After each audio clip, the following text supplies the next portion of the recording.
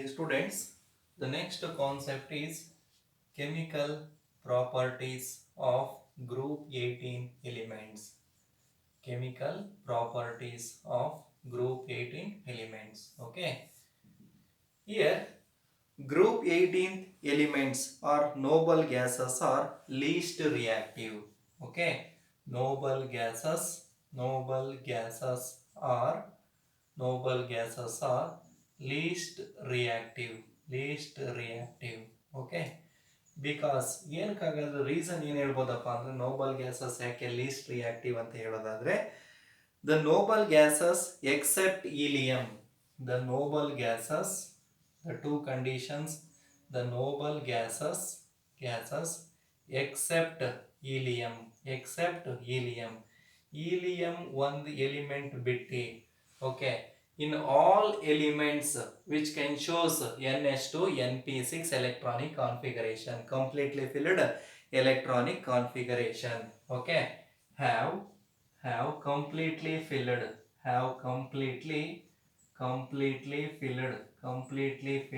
means nothing but ns2 np6 configuration. Completely filled configuration. Okay, configuration in its valence shell. Okay, and the second point is they have high ionization enthalpy. They have high ionization enthalpy. High ionization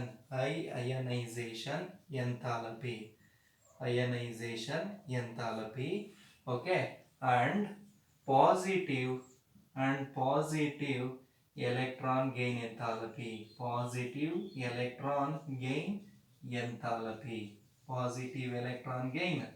enthalpy. Okay, these are the two reasons which can shows noble gases are least reactive. Noble gases are least reactive. Give reason anta kelidaga the noble gases except helium have completely filled electronic configuration in its valence shell. They have high ionization enthalpy and positive electron gain enthalpy. ಅರ್ಥ ಆಗ್ತಿದೆಯಾ ಹಾಗಾದ್ರೆ? These are the two reason. Okay, the Neel ಬಾರ್ಟ್ಲೆಟ್ ಅಂತಕ್ಕಂಥ scientist Neel ಬಾರ್ಟ್ಲೆಟ್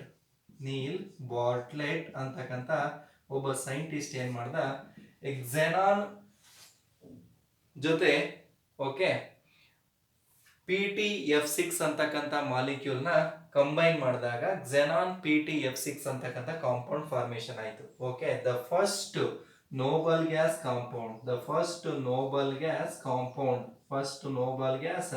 compound okay was discovered by Neil Bartlett. ಹಾಗಾದ್ರೆ xenon ನ PTF6 okay PTF6 ಜೊತೆ treat ಮಾಡಿದಾಗ xenon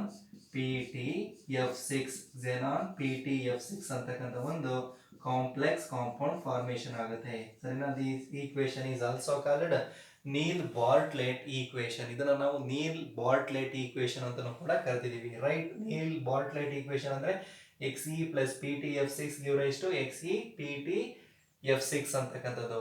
ಅರ್ಥ ಆಗ್ತಿದೆಯಾ ಹಾಗಾದ್ರೆ? ಇದನ್ನು ನಾವು ಪ್ಲಾಟಿನಮ್ ಹೆಕ್ಸಾಫ್ಲೋರೈಡ್ ಅಂತ ಹೇಳ್ತೀವಿ. ಸರಿನಾ? xenon ಪ್ಲಾಟಿನಮ್ ಹೆಕ್ಸಾಫ್ಲೋರೈಡ್ ಅಂತಕ್ಕಂಥದ್ದು ಕಾಂಪ್ಲೆಕ್ಸ್ ಫಾರ್ಮೇಶನ್ ಆಯ್ತು. ಹಾಗಾದ್ರೆ ಇವನ್ ಪ್ರಕಾರ the first ionisation enthalpy of molecular oxygen is equal to xenon. Ionisation enthalpy of xenon ಅಂತಕ್ಕಂಥದ್ದು. ಅರ್ಥ ಆಗ್ತಿದೆಯಾ ಹಾಗಾದ್ರೆ? ಹಾಗಾದ್ರೆ the first ionization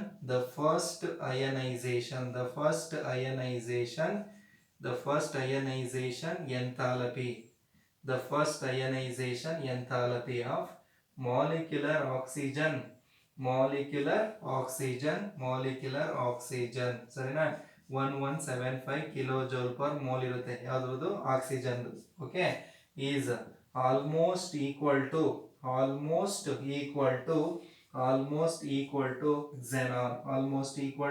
xenon.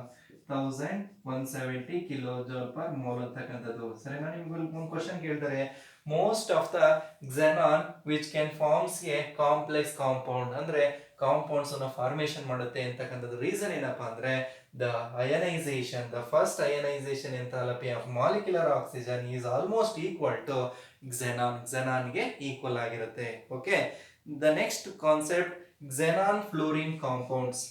xenon fluorine compounds. Okay, xenon fluorine compounds. Okay, when xenon reacts with fluorine to form XeF2, XeF4 and XeXF6 types of compounds ಅನ್ನ formation ಮಾಡುತ್ತೆ. ಹಾಗಾದ್ರೆ xenon is treated with F2, fluorine ಜೊತೆ treat ಮಾಡಿದಾಗ XeF2, xenon difluoride, temperature 673 Kelvin temperature. Okay, another one xenon, okay, fluorine ಜೊತೆ treat ಮಾಡ್ತಾ ಇದೀವಿ, which gives xenon tetrafluoride, XeF4, 2F2. xenon treated with fluorine gas gives xenon hexafluoride.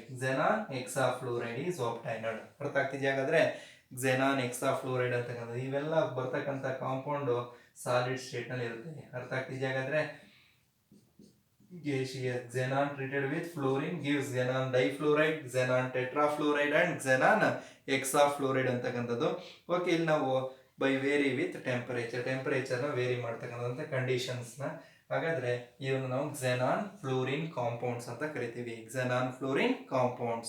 Okay, xenon hexafluoride can also be prepared. ಯಾವ ರೀತಿ prepare ಮಾಡ್ಬೋದಪ್ಪ ಅಂತಂದ್ರೆ xenon tetrafluoride ನ O2F2 ಜೊತೆ treat ಮಾಡೋಣ. ಸರಿನಾ? ಡೈಆಕ್ಸಿಜನ್ ಡೈಫ್ಲೋರೈಡ್ ಜೊತೆ ಟ್ರೀಟ್ ಮಾಡಿದಾಗ ನಮ್ಗೆ ಏನು ಆಪ್ಷನ್ ಆಗುತ್ತೆ? XeF6 ಅಂತಕ್ಕಂಥದ್ದು ಬೈ ಪ್ರಾಡಕ್ಟ್ ಏನ್ ಬರುತ್ತೆ? O2. Here xenon hexafluoride can also be prepared when xenon tetrafluoride treated with oxygen fluoride ಜೊತೆ ಟ್ರೀಟ್ ಮಾಡಿದಾಗ ನಮ್ಗೆ ಏನು ಆಪ್ಷನ್ ಆಗುತ್ತೆ? xenon hexafluoride ಅಂತಕ್ಕಂಥದ್ದು ಫಾರ್ಮೇಶನ್ ಆಗುತ್ತೆ. ಅರ್ಥ ಆಗ್ತಿದೆಯಾ? ಹಾಗಾದ್ರೆ and next one xenon oxygen compounds. xenon oxygen compounds ಅಂತಕ್ಕಂಥದ್ದು. ಓಕೆ, ಈ xenon oxygen compounds, xenon treated with oxygen ಜೊತೆ ರಿಯಾಕ್ಷನ್ ಆದಾಗ xenon oxygen compounds ಅಂತಕ್ಕಂಥದ್ದು ಫಾರ್ಮೇಶನ್ ಆಗುತ್ತೆ. Okay, hydrolysis of XeF4 and XeF6 with water gives XeO3 ಅಂತಕ್ಕಂಥದ್ದು. ಅರ್ಥ ಆಗ್ತಿದೆಯಾ? ಹಾಗಾದ್ರೆ ನೋಡಿ, XeF4 ನ ಏನ್ ಮಾಡ್ತಕ್ಕಂಥದ್ದು? Hydrolysis nothing but addition of water which gives ನಮ್ಗೆ ಏನ್ ಆಪ್ಟೇನ್ ಆಗುತ್ತಪ್ಪ ಅಂದ್ರೆ xenon plus XeO3 plus HF, okay, hydrogen fluoride HF and finally oxygen ಅಂತಕ್ಕಂಥದ್ದು ಫಾರ್ಮೇಶನ್ ಆಗುತ್ತೆ. ಸರಿನಾ? ಈ xenon ಟೆಟ್ರಾಫ್ಲೂರೈಡ್ ನ ಹೈಡ್ರೋಲಿಸಿಸ್ ಮಾಡಿದಾಗ xenon ಟ್ರೈಆಕ್ಸೈಡ್ ಅಂತಕ್ಕಂಥದ್ದು ಫಾರ್ಮೇಶನ್ ಆಗುತ್ತೆ. ಇಲ್ಲಿ ಈಕ್ವೇಶನ್ ಬ್ಯಾಲೆನ್ಸ್ ಆಗ್ಬೇಕಂದ್ರೆ 6 okay XeF4 plus 12 H2O give rise to 4 Xe 2Xe 24 HF plus oxygen ಎಷ್ಟು ಅಡಿಷನ್ ಮಾಡಿ 3O2. hence the equation is balanced. equation balance ಆಗ್ತಾ ಇದೆ. okay, another one reaction when xenon hexafluoride undergoes hydrolysis ಮಾಡಿದಾಗ here also ಇಲ್ಲೂ ಕೂಡ ನಿಮಗೆ XeO3 ಅರ್ಥ ಆಗ್ತಿದೆಯಾ? ಹಾಗಾದ್ರೆ HF ಅಂತಕ್ಕಂಥ ಫಾರ್ಮೇಶನ್ ಆಗುತ್ತೆ. ಇಲ್ಲಿ 6 ಇರೋದ್ರಿಂದ 6HF ಅಂತ ಬರ್ಕೊಳ್ಳೋಣ. ಅರ್ಥ ಆಗ್ತಿದೆಯಾ? ಹಾಗಾದ್ರೆ ಈಕ್ವೇಶನ್ ಬ್ಯಾಲೆನ್ಸ್ ಆಗಬೇಕಾದ್ರೆ ಓಕೆ ಇಲ್ಲಿ 3H2O. This reaction is very important in your examination point of view. 1 ಮಾರ್ಕಿಗೆ ಪ್ರೀವಿಯಸ್ ಇಯರ್ ನಲ್ಲಿ ತುಂಬಾ ಸತಿ ರಿಪೀಟ್ ಮಾಡಿದ್ದಾರೆ. Complete the chemical reaction. XeF6 plus 3H2 ಹೋಗಿ ಎಷ್ಟು XeO3 ಪ್ಲಸ್ 6HF ಅಂತಕ್ಕಂಥದ್ದು ಅರ್ಥ ಆಗ್ತಿದೆಯಾ ಹಾಗಾದ್ರೆ? ಓಕೆ, xenon ಆಕ್ಸಿಜನ್ ಕಾಂಪೌಂಡ್ಸ್ ಯಾವ ರೀತಿ ಒಪ್ಟೇನ್ ಆಗುತ್ತೆ? When xenon tetrafluoride and xenon hexafluoride undergoes hydrolysis gives xenon trioxide XeO3 ಅಂತಕ್ಕಂಥ ಕಾಂಪೌಂಡ್ ಫಾರ್ಮೇಶನ್ ಆಗ್ತಾ ಇದೆ. ಓಕೆ,